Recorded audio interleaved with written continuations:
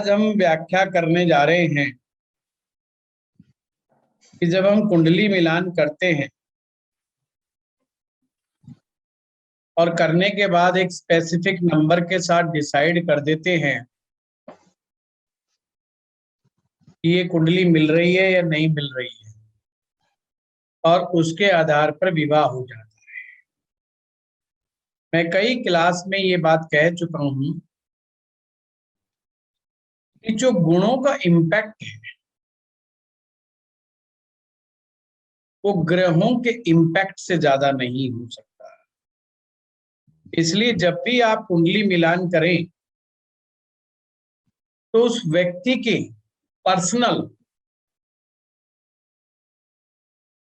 कुंडली का विश्लेषण जरूर करें, क्योंकि पर्सनल कुंडली डिसाइड करती है कि इस व्यक्ति का माइंडसेट क्या है और ये मैरिज चलाएगा तो चलाएगा कैसे, मैरिज को चलाएगा। हम जब सप्तम भाव की बात करते हैं तो हमें ये समझ में आना चाहिए कि सप्तम भाव करना क्या चाहिए, क्या करता है आखिर। हम कहते हैं सप्तम भाव विवाह करता है, पर उसके बाद क्या करता है? नमस्कार सर। नमस्कार। नमस्ते। नमस्कार। सप्तम भाव का कोई रोल तो बदलेगा नहीं। सप्तम भाव का लॉर्ड जो है वो डिसाइड करता है कि मैरिज कैसी रहेगी, वैवाहिक जीवन कैसा रहेगा। तो आज ही इसी ही बात को हम बहुत ही रूट लेवल से आरंभ करेंगे और आगे तक इसकी चर्चा जारी रखेंगे, क्योंकि बहुत से स्टूडेंट्स मेरे पास फोन आते हैं, वो उनका मानना ये है कि क्लास में जो चर्चा होती है वो समझ में आ जाती है, उस दिन का सूत्र भी समझ में आ जाता है, पर बाद में जब हम लगाने के लिए बैठते हैं तो रिजल्ट नहीं निकल के आते, या कई चीजें गुमराह हो जाती हैं। हम में से मैक्सिमम लोग जो वैवाहिक वो अपनी कुंडलियों को देख सकते हैं। मैच मेकिंग के लिए, कुंडली मिलान के लिए खुद से बड़ा एग्जाम्पल कोई नहीं हो सकता, क्यों वो व्यक्ति स्वयं अपने बारे में गहरे स्तर तक अपने आप को जानता है। कभी कभी सामने वाला बोलने वाला व्यक्ति जो बात बोल रहा होता है बात वही होती है, पर शब्दों के अर्थ उस ढंग से नहीं लिए जाते जिस तरह से लेना चाहिए, तो सामने वाले को बात समझ में नहीं आती। अतः इस चीज को जन्म पत्रिका में गहरे स्तर पर समझने के लिए खुद से बड़ा कोई एग्जाम्पल नहीं हो सकता, या वो व्यक्ति एग्जाम्पल हो सकता है जो आपके सबसे ज्यादा करीब है, जो आपको मैरिज लाइफ के बारे में भी विस्तार पूर्वक चर्चा करता है, आपको अपने सुख दुख कि वो अपनी मैरिज के बारे में क्या फील कर रहा, वो चीज जो है अगर आपको बता रहा है तो आप उनका चार्ट भी सामने रख करके उससे भी विश्लेषण कर सकते हैं। फिर भी मैं कहूंगा फर्स्ट प्रायोरिटी खुद की ही लीजिए, क्योंकि वो बहुत गहरे स्तर की बातों को बताता है।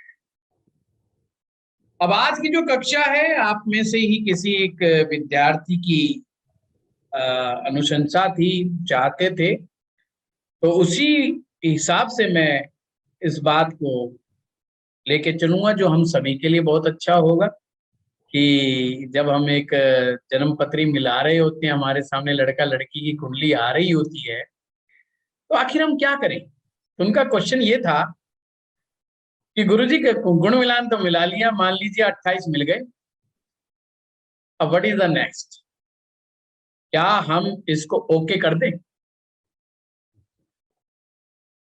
तो उनका क्वेश्चन यही था। तो मैं समझ गया कि मैच मेकिंग का जो सत्य है वो तो समझ में आ गया है, पर प्रोसेस अभी अधूरा है, इसको पूरा कर देते। तो आज की क्लास में इसको प्रोसेस को हम पूरा करें, ये चीज अपने ऊपर भी लागू करें और जो दूसरे चार्ट्स आते हैं उस पर भी एग्जाम्पल से ही बात करें। आज की क्लास इंटरेक्टिव क्लास ही होगी, आप लोगों से बातचीत होगी, क्योंकि मैं आज का पर्पज है आपको कुछ सूत्र दूंगा, उन सूत्रों को आप अप्लाई करना, कहाँ तक समझ में आ रहे हैं कहाँ तक नहीं है उसके विषय में चर्चा हो, ऐसी मेरी चाहत है। अब गुण मिलान मिला लिए तो बात आएगी ग्रह मिलान की, ग्रहों में क्या, और आप में से कोई बात किसी को नहीं समझ में आई तो चाहे वो छोटी से छोटी बात हो, रखना जरूर।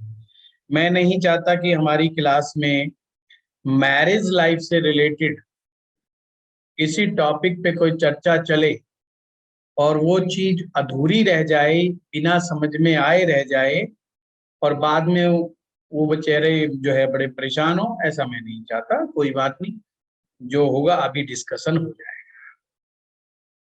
ध्यान रहे कि जब ज्योतिष में शादी की, विवाह की चर्चा चलती है तो बहुत बारीक बारीक परिभाषाएं होती हैं। कई चीजें देखने में एक जैसी लगती है पर होती नहीं, तो उसको भी क्लियर कर लेना। क्योंकि जैसे हम कहते हैं सप्तम भाव शादी का कारक, सप्तम भाव से शादी देखी जाती है, पर अब इसके तो आयाम कई हो गए। भाई शादी तो देखी जाती है, पर शादी में क्या क्या चीज है? शादी एक थोड़ी है कोई केवल, कि हमने एक शादी देख ली, शादी हो गई। मुद्दा तो है शादी को चलाना है, शादी को निभाना है। मैच मेकिंग का असली मकसद है क्या ये शादी ढंग से चलेगी, नहीं चलेगी तो कहां कहां दिक्कत आएगी। अब जब ये शब्द मैंने लगाया ना, ढंग से चलेगी, इसकी कोई कई सही सही परिभाषा नहीं। ढंग से सभी की चलती है और ढंग से किसी की भी नहीं चलती। आप इसको इस तरीके से समझें।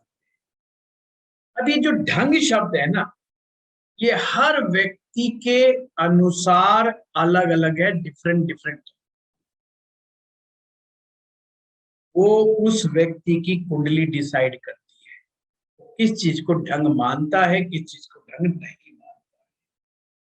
किसी परिवार में आपने देखा होगा महिलाओं की ज्यादा चलती है। अब उस परिवार से जो बच्चे आएंगे और उसकी वाइफ भी अगर अपनी चलाने की कोशिश कोशिश करेगी, तो उसको बिल्कुल बुरा नहीं लगेगा, क्योंकि वो परंपरागत रूप से देखता आया है कि मेरी माँ ने डिसीजन लिया था, मेरी दादी ने डिसीजन लिया था, मेरी बुआ ने डिसीजन लिया था, उसके लिए प्रॉब्लम नहीं है।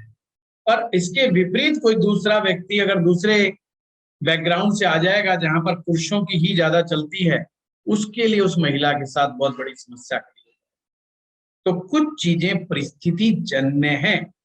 जब हम कुंडली देख रहे हैं तो हमने ये देखना है ये लड़का या ये लड़की इन परिस्थितियों से कैसे निपट पाते हैं, कैसे नहीं निपट पाए।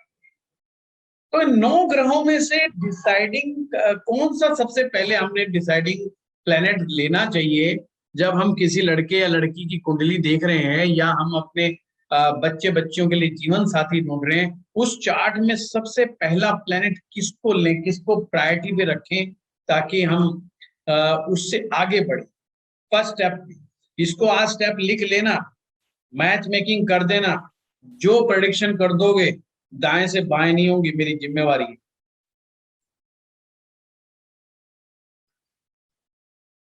और इसका मतलब ये नहीं कि स्टेप में गड़बड़ आएगी तो आप शादी क्रॉस कर देना, शादी मत कर, ऐसे सारी शादियां कैंसिल हो जाएंगी।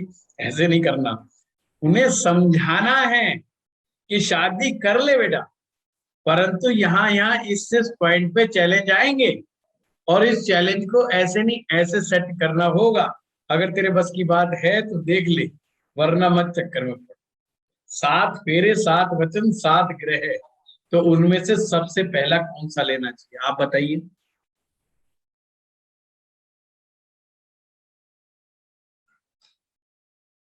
ओनली फॉर मैरिज पर्पज चर्चा चल रही है, मैं कैरियर की बात नहीं कर रहा हूँ। हम मैच मेकिंग में पहला प्रायोरिटी पे प्लेनेट कौन सा उठाए, चाहे वो लड़का हो चाहे लड़की है जी? शुक्र। चंद्र। गुरु और शुक्र। चंद्रमा। चंद्रमा। लड़की के लिए गुरु और लड़के के लिए शुक्र। और कोई?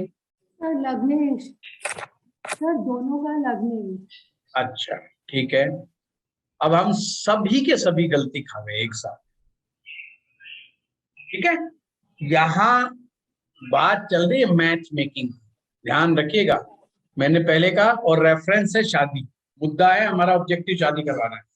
अब वो शादी करें कि ना करें, कहाँ पे प्रॉब्लम आएगी। हमने उस ग्रहों को ले लिया जिसका एक विस्तार स्वरूप शादी के साथ कनेक्टेड है, पर शुरुआत नहीं है। सर सप्तमेश। मैंने ग्रह का नाम लिया, भाव का नहीं। लग्नेश भी भाव था, सप्तम जुपिटर। नहीं उर्मी जी नहीं। अब आज यहीं से शुरू कर। सबसे पहले किसी भी लड़की लड़की की कुंडली में अगर आपने देखें तो बुध ग्रह को देखिए, इसको स्टेप वाइज पकड़ लेना, बिल्कुल गलती नहीं खाओगे। सबसे पहले चेक करें लड़का या लड़की की कुंडली में बुध ग्रह तो खराब नहीं, बुध ग्रह के हालात कैसे हैं। बुध एक इतना शानदार ग्रह है, यही एक ऐसा ग्रह किसी भी विषम परिस्थिति से इंसान को बाहर निकाल सकता है या विषम परिस्थिति में डाल सकता है। इसी ग्रह के पास ताकत, सूझबूझ, करंट अफेयर्स, प्रेजेंट सिचुएशंस के अनुसार डिसीजन लेने की कला बुध ग्रह देता है। कि इस समय परिस्थिति घर में ऐसी चल रही है, माँ कह रही है मेरी तरफ, वाइफ कह रही है मेरी तरफ, अब करूं क्या? बुध ही तुम्हारा साथ देगा, कोई ग्रह साथ नहीं देगा। ये ध्यान रखिएगा। कभी कभी घर की विषम परिस्थितियां ऐसी होती हैं कि हम उस समय में इरिटेट हो जाते हैं, या तो माँ बाप से झगड़ा कर बैठते हैं या स्पाउस के साथ झगड़ा कर बैठते हैं, और किसी थर्ड पार्टी को जिम्मेवार मान करके अपनी मैरिज लाइफ खराब कर लेते हैं। पर उसकी जो जड़ थी वो बुध ग्रह था, और बुध ने साथ नहीं दिया। बुध अगर साथ दे जाता तो दिक्कत नहीं आती। तो जिन लोगों का बुध में गड़बड़ी होती है वो अक्सर ऐसे सिचुएशनल फैसले नहीं ले पाते और दिक्कत में आ जाते। अब कम्युनिकेशन स्किल तो इसका एक पार्ट है, मैं उस पर डिस्कस नहीं करूंगा कि ये लोग बड़े अच्छे कम्युनिकेशन में हो जाते हैं। मैं कहता हूं अगर सामान्य बुद्ध भी जिस व्यक्ति का है वो सिचुएशनली गुड डिसीजंस लेने वाला होता है। मरकरी, अब मुद्दा उठता है यार, ये इसका मतलब तो लगन कुंडली देखें फिर नवमांश कुंडली देखें, जब जाकर के समझ में आएगा कि बुद्ध कैसा है। आप लोग पुराने हैं, पढ़ रहे हैं, मैंने बुद्ध को देखने के बहुत सारे तरीके आप, अगर सामने व्यक्ति है तो उसकी पामिस्ट्री से देख लो, बुद्ध सबसे जल्दी पकड़ा जाता है। उंगलियों से देख लो, बुद्ध जल्दी पकड़ा जाता है।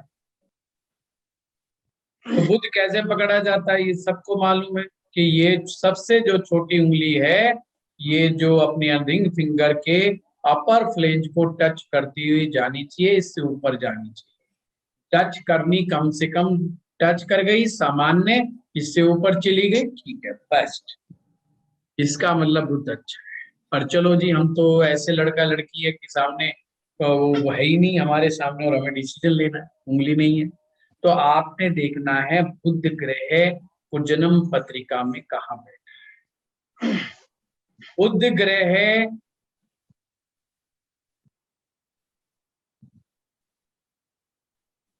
हमेशा शुक्र से पीछे होना चाहिए या शुक्र के साथ होना चाहिए, ये सूत्र याद रखना।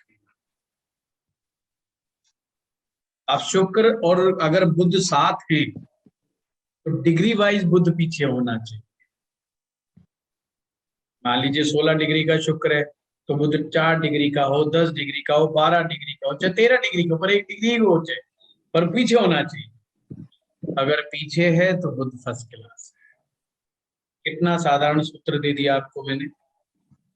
कोई कौन सी राशि कहाँ बैठी, इवन चाहे वो मीन राशि में भी बैठा होगा ना बुध ग्रह, नीच का दिखाई दे रहा होगा, और बस ये देख लेना कि अगर वो शुक्र से पीछे है ना तो सामान्य बुध है, उसमें बुद्धि है, उसमें बुद्धि का अंश है, उसको निकम्मा मत मान। करेक्ट। बहुत सिंपल है, बहुत सरल है कि बुध शुक्र से पीछे होना चाहिए। तो बुध अच्छा, बस यहीं से डिसाइड हो गया। अब ये कौन सी राशि में बैठा, कौन से भाव में, अभी कहीं बैठा, ये भी मैं आपको बता दूं। अगर ये अंश से शुक्र से आगे चला गया तो ऐसा आदमी गलत डिसीजन लेगा ही लेगा। अब मैं व्यापार की बात नहीं कर रहा हूं, मैरिज लाइफ को लेकर के भटकाव की स्थितियां आएंगी। व्यक्ति के दिमाग इधर उधर दौड़ेगा और हो सकता है बुरी दशा के अंदर वो कोई ऐसी हरकत कर बैठे जो उसके लिए नुकसानदेह या उसके लिए अपमानजनक स्थितियां पैदा कर। तो ये चांसेस। तो अगर आप अपने बच्ची के लिए लड़का ऐसा ढूंढ रहे हैं तो समझ जाएंगे कि भाई ये लड़का जो है ना गड़बड़ कर सकता है और इससे हो सकती है ऐसी चूक हो सकती है ना। तो ये लड़का लड़की दोनों पे भी एप्लीकेबल है, ऐसा नहीं लड़के पे ही एप्लीकेबल है, लड़का लड़की किसी का भी बुध को आप चेक कर सकते हैं। पर ये ध्यान रखना इस बुध का और कहीं अप्लाई वैसे मत करना कि व्यापार करे कि ना करे, वो सूत्र अलग है। Only for marriage purpose. क्या वो सिचुएशनली जब जीवन में पति पत्नी के बीच में मतभेद पैदा हो और तीसरी पार्टी चाय पानी ज्यादा पिलाना शुरू कर दे तो ऐसे में वो सही डिसीजन ले पाएगा या नहीं, ये मेन बस। नहीं तो अक्सर लोग गलती खा जाते हैं और सही सिचुएशन को अपने अनुसार सही समझने लग जाते हैं कि ये सिचुएशन बिल्कुल परफेक्ट आई है, जबकि वो सिचुएशन परफेक्ट ना हो करके उसको फंसाने वाली होती है। क्लियर बात? So simple. अब हम आगे। बुध अच्छा, इसका मतलब बुद्धि अच्छी, डिसीजन पावर अच्छी, सिचुएशनल चीजों को टैकल करने की पोजीशन अच्छी, वो कर जाएगा। अब आते हैं दूसरे नंबर के ग्रह के ऊपर। कौन सा दूसरे नंबर का ग्रह है जो मैरिज को बताएगा? वो है नंबर 2 पे गुरु। अब गुरु को देखना है, फटाफट देखना है भाई गुरु क्या करे क्या ना करे, क्योंकि बुध के पास जो चतुराई है वो आधी अधूरी चतुराई है, वो प्रेजेंट की चतुराई है, पर ओवरऑल ज्ञान knowledge will score, Jupiter will score. Jupiter अगर ज्ञान नहीं देगा, क्योंकि जुपिटर का ज्ञान आदि और अंत का ज्ञान है, जुपिटर को पता है ये चीज आज यहां से तो आरंभ हो गई, अब इसका अंत क्या होने वाला है वो भी बृहस्पति जानता है। तो वो सपोर्ट हमें चाहिए कि आज तो हम बुध की चतुराई से कुछ इधर उधर बात कह के निकल लिए, बच गए, पर कब तक चलेगा ऐसा, इस पर सही सही विचार नहीं किया गया तो मामला हो जाएगा गड़बड़। समझ गए कि नहीं समझ गए? तो गुरु चाहिए हमें। अब हम गुरु को देखें। गुरु को देखने का तरीका बड़ा आसान। पहली बात, उस व्यक्ति की कुंडली में चंद्रमा राहु के साथ या केतु के साथ नहीं बैठा होना चाहिए। सिंपल। राहु के साथ केतु के साथ चंद्रमा नहीं बैठा होना चाहिए। इसी प्रकार से सूर्य के साथ भी राहु केतु नहीं होने चाहिए। यानी ये कॉम्बिनेशन राहु चंद्रमा का, केतु चंद्रमा का, या सूर्य राहु का या सूर्य केतु का, नहीं होना चाहिए, अगर है तो बृहस्पति खराब, बृहस्पति दुखदाई, बृहस्पति दुख देगा। ये तो था पहला फार्मूला। अगर, अब जरूरी थोड़ी है कि अगर ये होंगे तो ही बृहस्पति खराब होगी। मान लीजिए किसी की ये नहीं है, फिर भी तो बृहस्पति खराब हो सकता है। उसके लिए दूसरा भाव, पांचवा भाव, नौवां भाव और 12वां भाव, 2 5 9 12, 2 5 9 12 गुरु का शत्रु बुध ग्रह, शुक्र ग्रह और राहु ग्रह। राहु, बुध और शुक्र, ये 3 ग्रह है। दूसरे भाव में, 5वें भाव में, 9वें भाव में, 12वें भाव में नहीं होने चाहिए। मान लीजिए सेकंड हाउस में राहु आ गया, 5वें में राहु आ गया, 9वें में राहु आ गया, या 9वें में शुक्र बैठ गया, 5वें में शुक्र बैठ गया,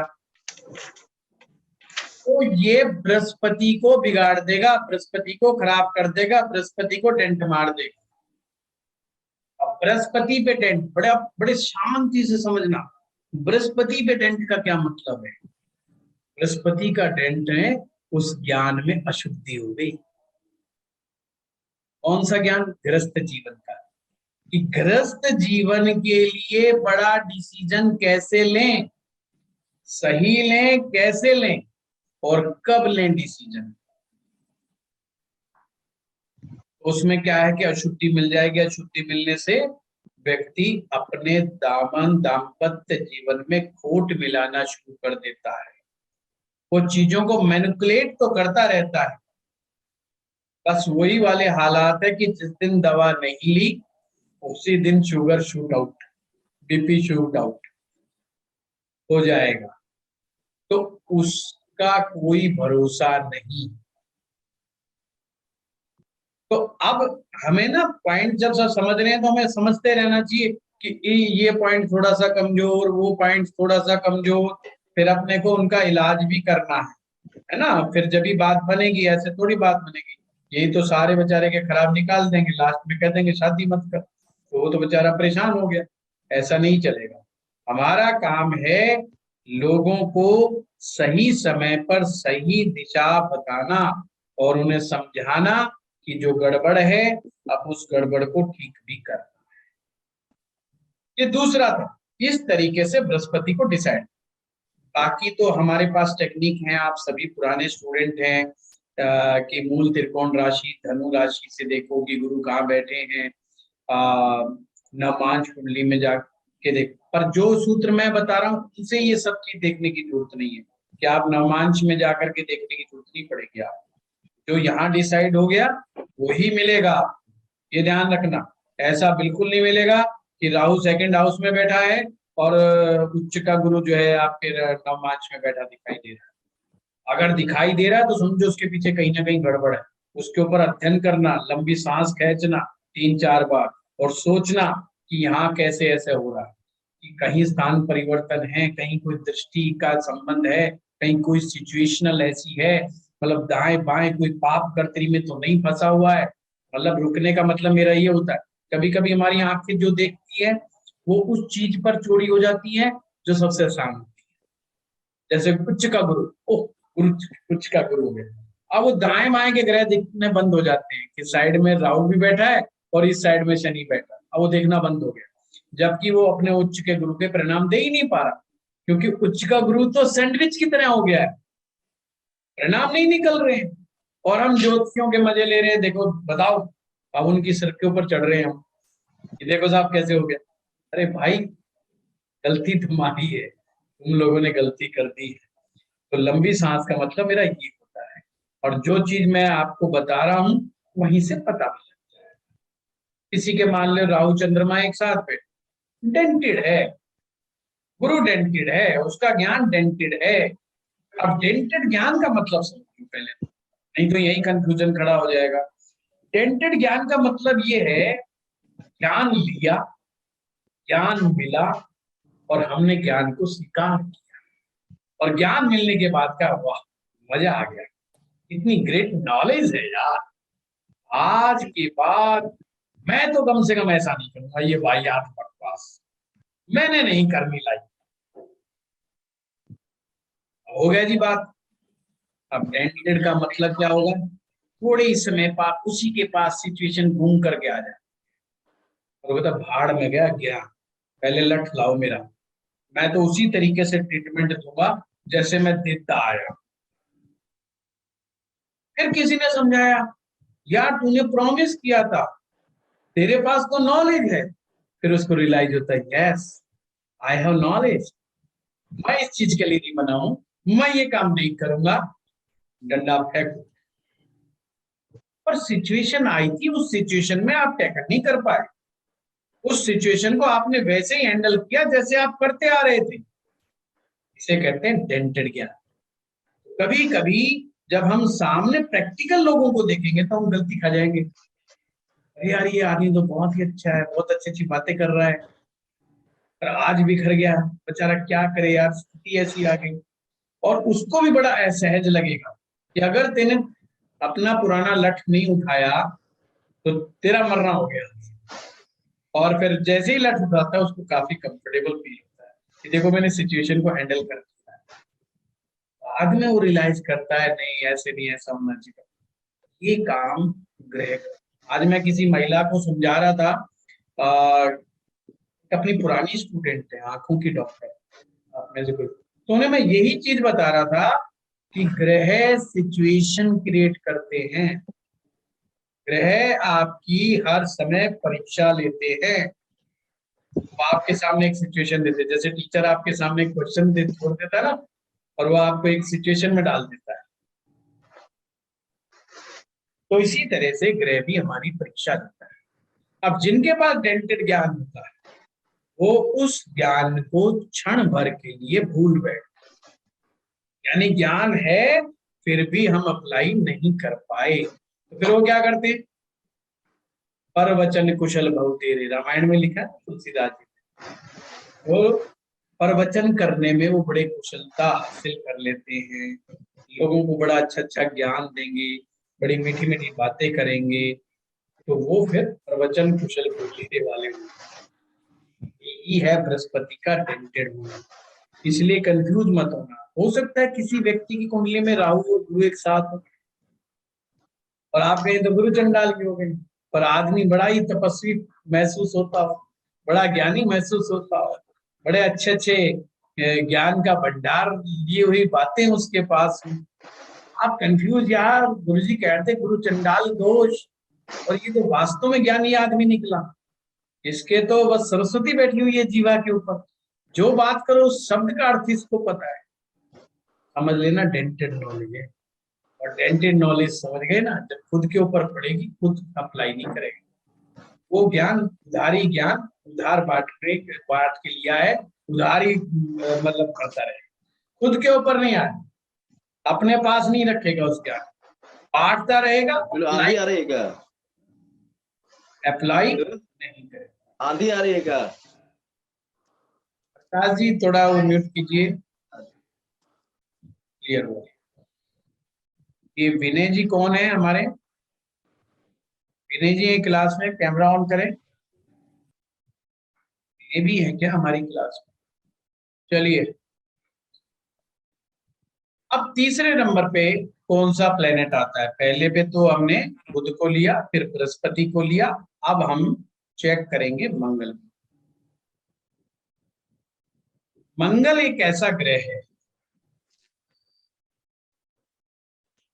जो इंसान को सुधारने का काम करता है। कहते हैं ना, ये आदमी नहीं सुधरेगा, ये इंसान नहीं सुधरेगा, तो हम ज्योतिष में कैसे डिसाइड करेंगे कि ये सुधरेगा कि नहीं सुधरेगा?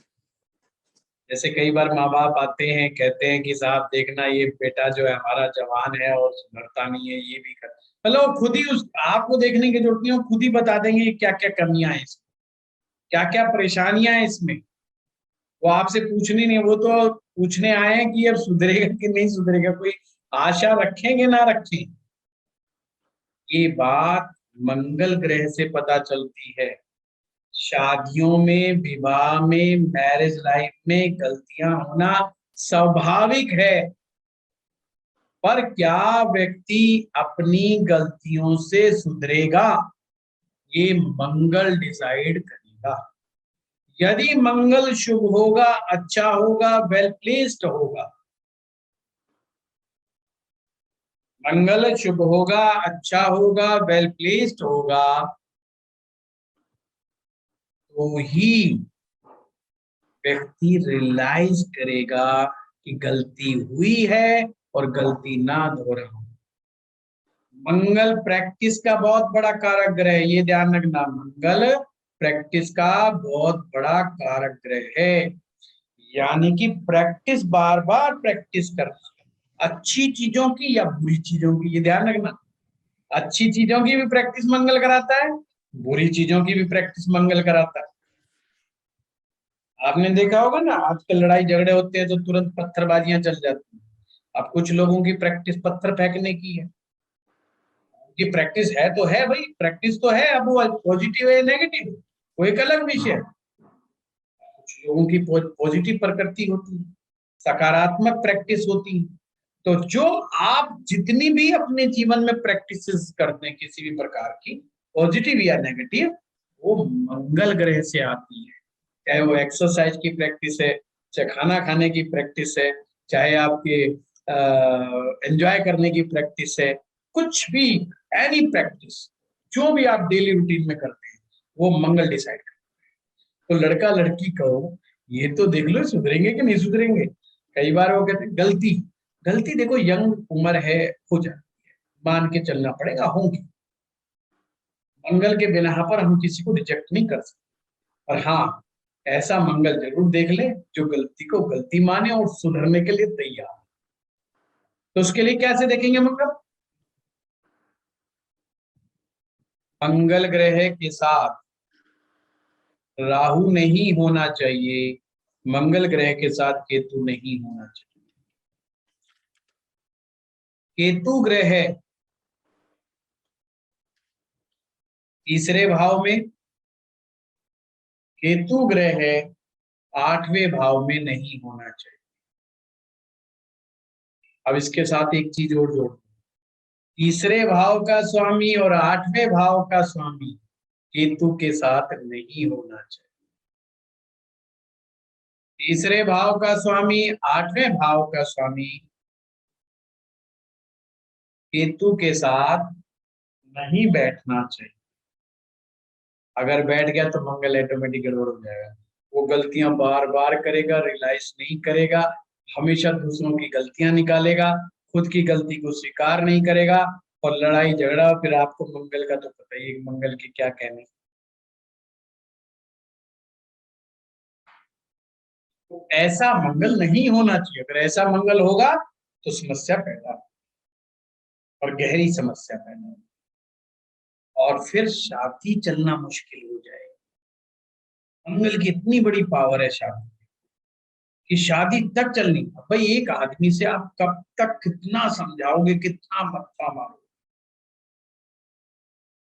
गलतियों का भी एक वो देखा जाता है कि लेवल देखा जाता है। एक आदमी को कुछ काम नहीं करना आता तो आदमी सब करेगा, यार ये काम इसको दो ही मत ना, टेंशन खत्म, दूसरी से करवा लो, बात खत्म करो, इसका कोई ना कोई वो निचोड़ निकाल ले। पर स्वभावगत गलतियां, व्यवहारिक गलतियां, और डेली की डेली, और खास करके जो हिंसात्मक हो जाएं, उग्र हो जाएं, घर का वातावरण खराब कर दे, वो प्रवृत्ति तो डेली नहीं चलेगी। अब कोई आदमी शराब भी पिए और शराब पी के हल्ला भी मचाए और ऊपर से पिटाई भी कर दे, अब ये तीनों बातें थोड़ी चलेंगी। अब शराब पी लिया तो अपना चुपचाप आके घुस के सो गया, आदमी एक्सेप्ट कर लेगा, कोई बात नहीं, पड़ा रहने दो। या पीने के बाद थोड़ा इधर उधर ड्रामा अपने घर घर में थोड़ा मोटा करा और चुपचाप सो गया, घर वाले पता है आधे घंटे में चुपचाप पड़ जाएगा, सहन हो जाए। पर वो उसके बाद हिंसात्मक हो जाए और चीजों को इतना बिखेर के खड़ा हो जाए और फिर ये घटनाएं बार बार बार बार घटेगी तो सामने वाले का साथ रहना मुश्किल हो जाएगा। ये मंगल का अच्छा होना, मंगल का शुद्ध होना बहुत जरूरी है। तो मैंने क्या बताया, मंगल के साथ राहु केतु नहीं होना चाहिए, मंगल ग्रह के साथ राहु की युति या मंगल के साथ केतु की युति नहीं होनी चाहिए। केतु तीसरे भाव और 8वें भाव में नहीं होना चाहिए। जब मैं तीसरे भाव में केतु कह रहा हूं तो राहु 9वें में मिलेगा, ये ध्यान रखिएगा। केतु तीसरे में होगा तो राहु ऑटोमेटिक 9वें में मिलेगा, ये अंडरस्टूड बात है। जब मैं कह रहा हूँ केतु 8वें में नहीं होना चाहिए तो इसका मतलब राहु सेकंड में मिलेगा ही मिलेगा। तो आप इसको उल्टा भी आप याद कर सकते हो वैसे कि राहु जो है दूसरे में और राहु 9वें में नहीं होना चाहिए। नियम अलग हो जाता है, इससे बेटर है कि केतु से ही याद रखें।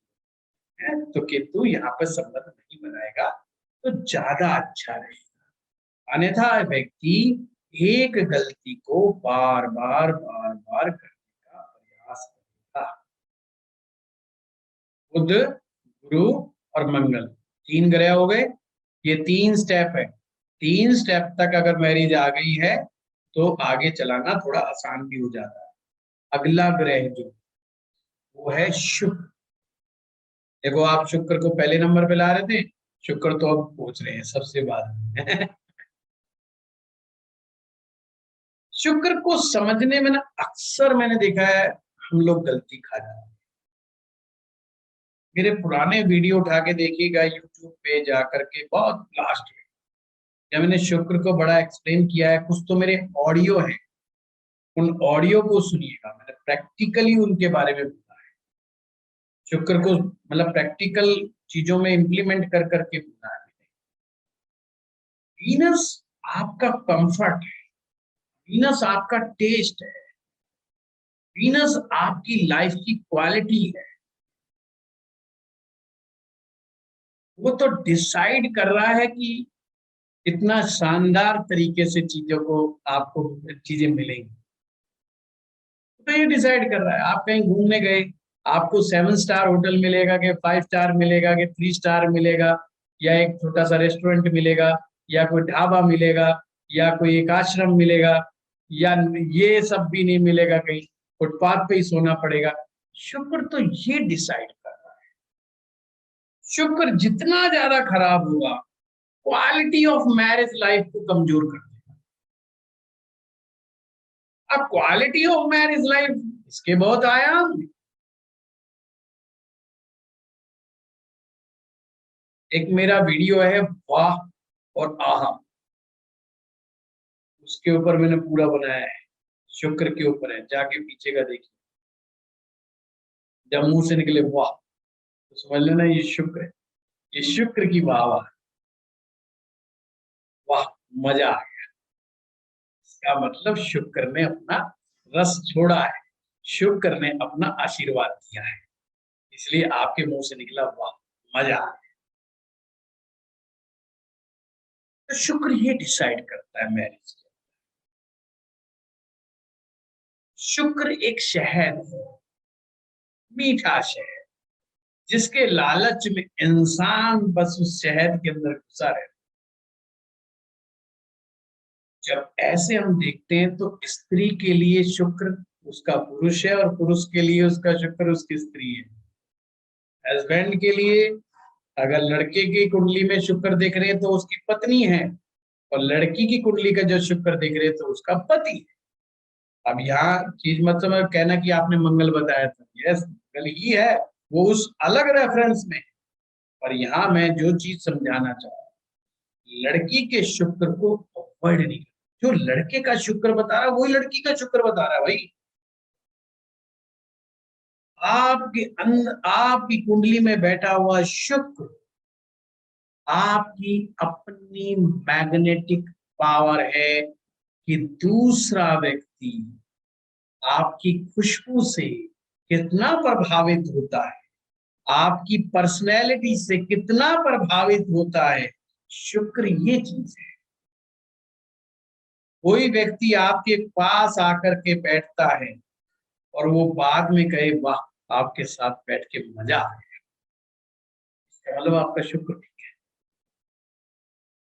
कोई आके कहे अबे दिमाग खराब कर दिया तुमने तो मेरा, जा रहा हूँ चल छोड़ मैं थक यहाँ से, समझ लेना भाई तुम्हारा आज का शुक्र गड़बड़ है, आज शुक्र तुम्हारा ठीक। पति पत्नी की कुंडली में शुक्र का अच्छा होने का मायने यही है, जब लड़का लड़की के पास जाए तो कहे वाह मजा आ गया, और लड़की भी कहे वाह तुम्हारे से मिलके मजा आ गया।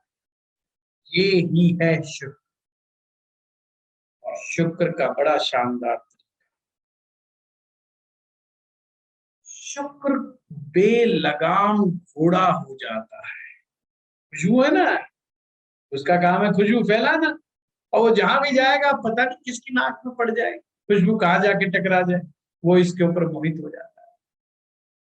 और शुक्र भी ऐसा है, उसको सिर्फ और सिर्फ तारीफ चाहिए, भाड़ में जाए ये सामने वाला कौन है कैसा है, मेरी तारीफ कर रहा है ना, बस इतना ही ठीक है। इससे ज्यादा मुझे ऊंच नीच कुछ नहीं चाहिए, अमीर गरीब कुछ नहीं चाहिए, मुझे धन नहीं चाहिए, मुझे एक ऐसा व्यक्ति चाहिए जो मेरी तारीफ करे। ये शुक्र की फिलॉसफी समझ लेना तो शुक्र को समझ जाओगे। शुक्र को केवल प्रशंसा प्रिय है, कंफर्ट जोन प्रिय है, उसकी तारीफ प्रिय है, और वो तारीफ करने वाला महानिकम्मा ही क्यों ना हो, और शुक्र ये जानता भी कि हो कि ये महानिकम्मा आदमी है, फिर भी उसके ऊपर लट्टू रहेगा, फिर भी उस पर मोहित रहेगा।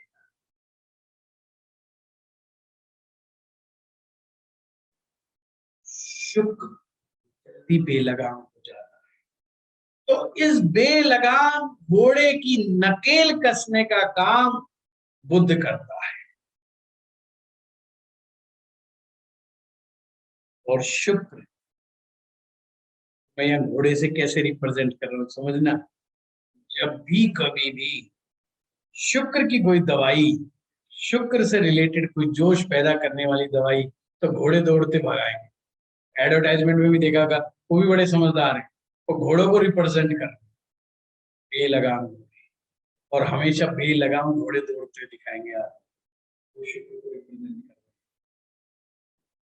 घोड़ी चंद्रमा को करती है ध्यान रखना, घोड़ा जो है बेलगाम जो होता है ये शुक्र को रिप्रेजेंट करता है। इसकी नाक में नकेल जो रहेगा वो बुध डाल सकता है, और बुध जब भी डालेगा, बुध की शर्त है कि मैं इससे पीछे रहूंगा तो नाक में नकेल डाल के रखूंगा, नहीं तो भैया मेरे बस की बात नहीं, क्या कर देगा।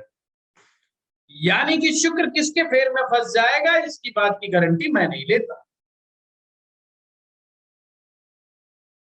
शनि ग्रह बड़ा मोहित रहता है, लाल किताब कहती है शनि की माशूका है शुक्र।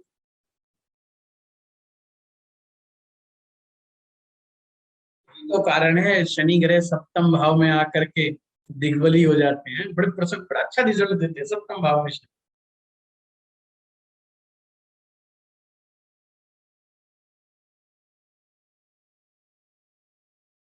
ज्योतिष में ग्रहों की फिलॉसफी, भाव की फिलॉसफी, इंसान की फिलॉसफी को अगर हम समझ गए, ज्योतिष समझ में आ जाती है, सूत्र रट्टे मारने की जरूरत नहीं पड़ेगी। हमें समझ में आ गया कि शनि को शुक्र पसंद है, और शुक्र का घर सातवां में, वहां पर जाएंगे शनि, बढ़िया मजा लेंगे। सेकंड हाउस शुक्र का है, वहां पर शनि जाएंगे, धन की वृद्धि करेंगे, धन की कमी नहीं छोड़ेंगे, पैसा जब चाहिए जब मिले।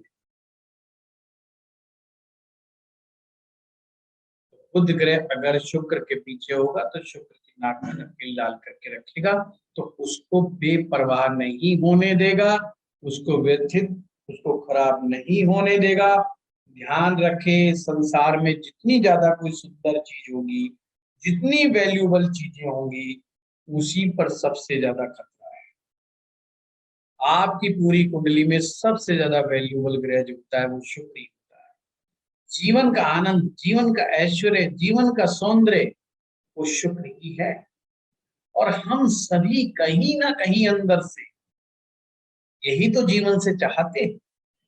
ये तो बहाना है, पैसा चाहिए, घोड़ा चाहिए, बंगला चाहिए, गाड़ी चाहिए, ये सब बहानेबाजियां हैं।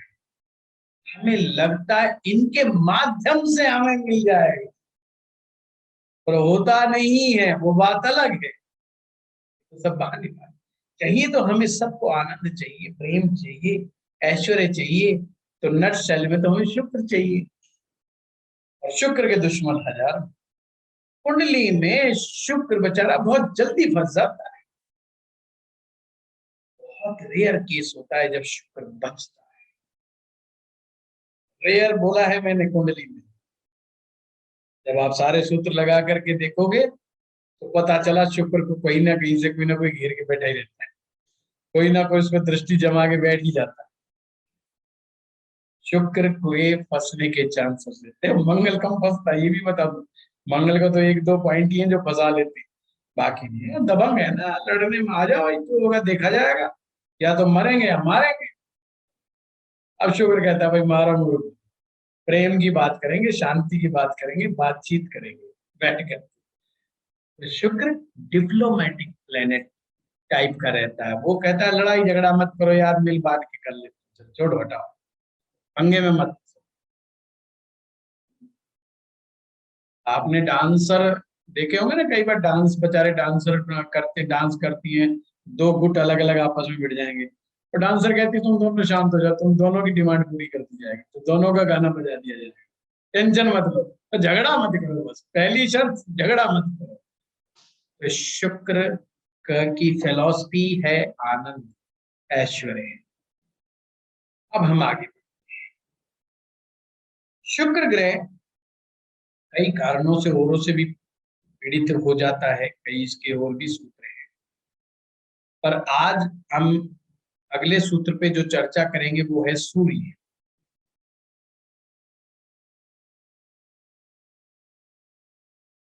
सूर्य खराब नहीं होना चाहिए। यदि व्यक्ति की कुंडली में सूर्य खराब हो जाता है तो हैरेक हो बैठता है, इरिटेशन में वो पड़ जाता है, इरिटेट बहुत जल्दी हो जाता है, बहुत जल्दी फ्रस्ट्रेशन में आ जाता है, बहुत जल्दी घबरा जाता है, लैक ऑफ कॉन्फिडेंस।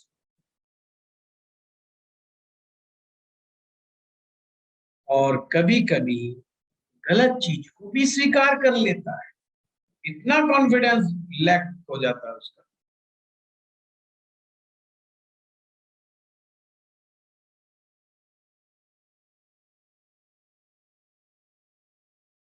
गलत को गलत और सही को सही कहने की क्षमता सूर्य से आती है। जब व्यक्ति का सूर्य कमजोर होता है तो घर परिवार के अंदर वो ये बात कहने की हिम्मत नहीं रखता, यानी कि गलत चीज को भी स्वीकार कर देता है, और जिससे आगे चल करके बहुत बुरे परिणाम होते हैं। कई बार इंसान देख लेता है कि मामला गलत जा रहा है, दाएं बाएं हो रही है मामला, पैसे के लालच में, धन के लालच में, या प्रसिद्धि की लालच में बोलता नहीं है, कुछ चुप रहता है। उसको लगता है चलो दिन निकल गया, ठीक है, अगला दिन भी निकल जाएगा, समय निकल जाएगा, चालाकी से काम निकाल लो, अपना उल्लू सीधा कर लो, एक दिन हम राजा हो जाएंगे। ये चीज गलत है। पूरे सिद्धांतवादी ग्रह, सिद्धांत को मनवाना सूर्य का काम है। जब सूर्य पिट जाता है, परेशान हो जाता है, खराब हो जाता है, तो दिक्कत। तो सूर्य कहाँ नहीं होना चाहिए? सूर्य के साथ शनि नहीं होना चाहिए।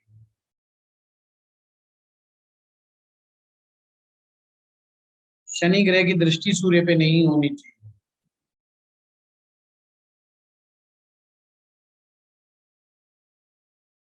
इसका सबसे बड़ा कबाड़ा शनि और सूर्य, सूर्य का सबसे बड़ा कबाड़ा शनि और राहु कर देते हैं।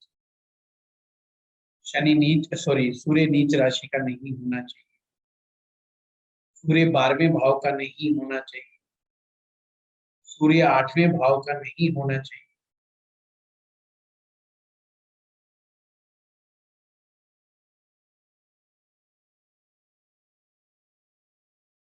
8वें और 12वें का तो खास करके नहीं होना चाहिए।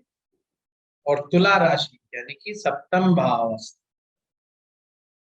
तुला राशि नहीं होना, यदि तुला राशि में बैठा हुआ नहीं होना चाहिए।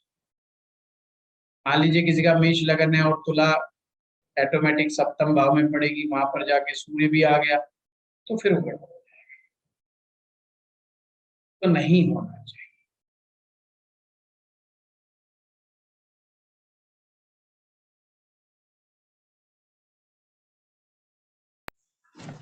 सर अष्टम का उच्च का सूर्य भी खराब है। देखिए हमेशा मानसी जी ध्यान रखिएगा, कोई ग्रह उच्च का होकर के सही प्लेसमेंट को नहीं प्राप्त करता तो भी उसको डेंटेड ही माना जाता है।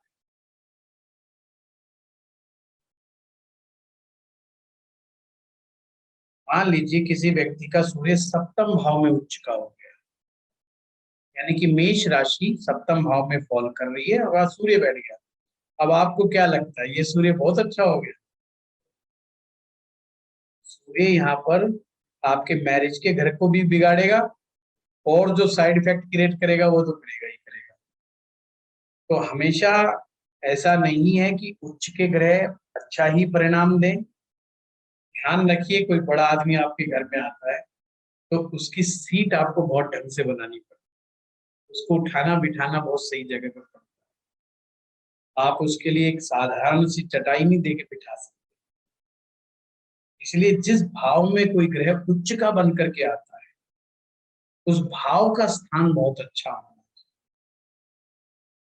अब सूर्य देवता, सूर्य नौ ग्रहों का राजा, हिज द किंग, और आपने सीट दे दी कहां पर सर? बोला शहर से बाहर शमशान भूमि में जाकर के आप आज गद्दा रिजाई लगाए। सूर्य भगवान शहर से बाहर, क्योंकि शमशान भूमि तो शहर से बाहर होती थी, वीराने में, जंगल में, वहां जाकर के अपना किया ठिकाना बना ले, भोजन हम पहुंचा देंगे। राजा कहेगा भाड़ में जा, हम तो जा रहे हैं। तो राजा नाराज होगा कि खुश होगा? बहुत सिंपल लॉजिकल चीज है। अष्टम में जब सूर्य जाएगा तो सूर्य बेचारा बहुत नाराज होगा। एक तो शमशान में सूर्य की इज्जत नहीं, शमशान में सूर्य की इज्जत नहीं, लोग डरते हैं मृत्यु से, और वो तो आंगन है मृत्यु का जहां मृत्यु खेलती है। अब ऐसे में सूर्य जो कि जीवन दाता है, जो कि आत्मा का देने वाला है, जो हमारी आत्मा को रिप्रेजेंट करता है। अभी तो आत्मा का आरंभ, हमारे जीवन का आरंभ आत्मा से है, तो सूर्य तो आरंभ है और हम अंत की तरफ ले गए। देखिए सप्तम भाव में सूर्य जब होता है तो सांझ हो जाती है, सायकाल होता है, और अष्टम में जाकर रात और भी गहरी वो हो जाती है। कहने का मतलब तो यहाँ पर अच्छा नहीं माना जाता, इसलिए 12वें में भी ऐसे ही हालात रहते हैं। 12वां भाव जंगल है, वीराना है, वनवास जो भगवान राम को मिला था, वनवास है 12वां। इसीलिए 12वें में आकर के सूर्य जो है बेचारे बड़े परेशान हो जाते हैं। जंगल में कौन हमारी पूजा करेगा, कौन हमारी आरती करेगा, कौन हमारी सेफ्टी करेगा? क्योंकि सूर्य को बिल्कुल मजा नहीं आता। इसलिए मैंने आज की क्लास में क्या बताया, ग्रह की फिलॉसफी, भाव की फिलॉसफी और इंसान की फिलॉसफी, यानी यूनिवर्सल फिलॉसफी, इनको समझ लो, ज्योतिष अपने आप आ जाए। Simple logical things. अब एक ग्रह हो गया शनि, शनि को और समझ लो, और इसको इसी प्रायोरिटी पे रखना।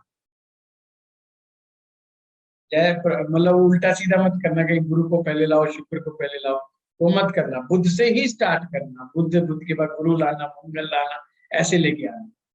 फिर आप देखिएगा मैच मेकिंग के पैरामीटर जैसे सेट करते ग्रहों के कर देंगे। लाइफ में ये आदमी मैरिज के बाद ऐसा ऐसा होगा, ये मैरिज के बाद ये घटना होगी, इसके अंदर इरिटेशन इस प्रकार से होगी, ये ऐसे होगा। मैरिज लाइफ उसकी वैसी ही जाएगी, उससे अलग नहीं जाएगी। और शनि ग्रह, शनि ग्रह अगर अच्छा होगा तो उद्योगपति बनाएगा, उद्यमी बनाएगा। ऐसा व्यक्ति नारायण स्वरूप हो जाता है, लोगों को रोजगार बांटता है। लोगों को नौकरियां लगाता है। और शनि अगर अच्छा नहीं होगा तो वो इंसान हमेशा दूसरों की कमियां निकालने में लगा रहेगा और ये देखेगा ये आदमी ऊपर राइज कैसे करके गया, इसी के पीछे लगा। नेतागिरी, जो नेतागिरी में रहते हैं उनको मालूम है, अगर एक नेता किसी फार्मूले से आगे बढ़ जाता है तो बाकी 9 नेता और तैयार हो जाते हैं उसी फार्मूले पे काम करने के लिए। सृजन करने की क्षमता जो शुक्र देता है, सृजन करने की क्षमता जो शुक्र देता है, और मैंने बताया शनि लाइक्स वीनस, उसको शनि ग्रह को सृजन करने वाले को बहुत लाइक करता है। आप अपने ऊपर 80% दिमाग लगाएं कि आपकी अपनी ग्रोथ कैसे होगी, आपकी अपनी कमियां क्या क्या है, आप अपनी कमियों को कैसे सुधारें। जो इंसान आत्ममंथन करता है, अपनी कमियों का मंथन करता है, शनि भगवान उससे खुश रहते हैं। और जिसका शनि ठीक नहीं, भाई वो आत्ममंथन नहीं करता, वो दूसरे का मंथन करता है। दूसरे ने क्या टेक्निक अपनाई है, दूसरे ने ये क्या किया, उसने क्या किया, हम क्या करेंगे। आइडिया लेना है पर पिच लागू नहीं होना है, किसी के पीछे पीछे नहीं चलना। तो शनि का कार्य है आपको उद्यमशील बनाना, आपको व्यापारी बनाना, उच्च दर्जे का धन अर्जित करने वाला व्यक्ति। मेटेलिस्टिक प्लैनेट है, हायर लेवल ऑफ मेटेलिज्म शनि के अंदर विद्यमान है, जिसके दम पर आप अपने परिवार को, अपने रिश्तेदारों को, अपने बंधुओं को, अपने बांधवों को और उसके बाद जो लोग बच जाएं सभी को अगर कुछ देने की क्षमता रखते हो तो शनि ग्रह से। शनि ग्रह कमजोर, मामला कमजोर। आपको तो पता है शनि ग्रह का संबंध नौकरी से, शनि का संबंध रोजगार से है। अब बंदा, आप शादी कर दो, बंदा कमा धमा की ना दे कुछ, तो मामला गड़बड़ हो जाएगा ही नहीं, तो बेचारा कहाँ से। तो इसलिए जब लड़का ढूंढते हैं तो उद्यमशील, और लड़की भी उद्यमशील होनी चाहिए, यानी मेहनती। उद्यमशील का मतलब मेहनती, कर्म क्षेत्रीय, कर्म कर्म की तरफ जो कर्मठ होनी चाहिए, एक लाइन में कहा जाए तो कर्मठता उसमें होनी चाहिए। अब ये कैसे चेक करेंगे, एक लाइन में बताऊं, ये देख लो, राहु ग्रह शनि से आगे होना चाहिए, शनि से पीछे राहु होगा शनि को दाग लगेगा, राहु शनि से आगे होगा शनि बल्ले बल्ले, बंदा मेहनती, आंख बंद करके लगा रहेगा, उसको कोई मत काम कर ले, वो लगा ही रहेगा। उसको धक्के मार दो फिर भी कमा के लाएगा, उसको गालियां दो फिर भी कमा के लाएगा, वो बिना कमाए नहीं रह सकता। उसकी खोपड़ी में हमेशा कमाई, पैसा, रुपया, मेहनत लगी रहेगी। वो बचपन से ही तैयार हो जाएगा जिंदगी में, मुझे मेहनत करनी है भाई, मेहनत का कोई सब्सिट्यूट नहीं। शनि की फिलॉसफी क्या है, कर्म। शनि की फिलॉसफी है मेहनत, और वो उसके दिमाग में है। ऐसे लड़का चेक कर लेंगे, गारंटी है गड़बड़ नहीं होगा। भविष्य तक है, 24 साल के लौंडे का भविष्य तय कर दोगे कि ये 42 साल की उम्र में ये कर जाएगा, तो कर जाएगा। शनि अच्छा होना चाहिए। शनि अच्छा नहीं, कभी नौकरी इधर लगेगा, कभी छोड़ेगा, कभी भागेगा, कभी पेट में दर्द, कभी मालिक की शक्ल अच्छी नहीं लगेगी, कभी शहर अच्छा नहीं लगेगा, कभी उसको पानी शूट नहीं करेगा, कभी उसे पेट में दर्द हो जाएगा। भैया बहुत बड़े ड्रामे होगा, काम नहीं करेगा। अब जितना ज्यादा बड़ा डेंट लगेगा, अब शनि जितना ज्यादा खराब होता चला जाएगा, उतने ही हालात खराब होते जाएंगे। ये हमेशा ध्यान रखें। इसीलिए शनि राहु जब एक साथ बैठते हैं तो उन लोगों की जिंदगी में बड़े उतार चढ़ाव रहते हैं। उन लोग काम को लेकर के बड़ी समस्याएं रहती हैं, उनको बेचारों को काम सेट करने में बड़ी तकलीफें आती हैं। ठीक है, आज की क्लास विद्वान व्यक्तियों के द्वारा दिया गया ज्ञान का अनुभव सिद्ध ज्ञान है, ना ये केपी है, ना ये क्या कहते हो जेमिनी है, ना ये और कुछ है। सिंपल सिंपल टॉपिक, कोई रट्टाफिकेशन नहीं, किसी डिविजनल चार्ट में घुसने की जरूरत नहीं, कहीं दाएं नहीं कहीं बाएं नहीं, 5-7 सूत्र हैं, रट्टा मार लो, आंख बंद करके देख लेना, सूत्र बिल्कुल अप टू डेट।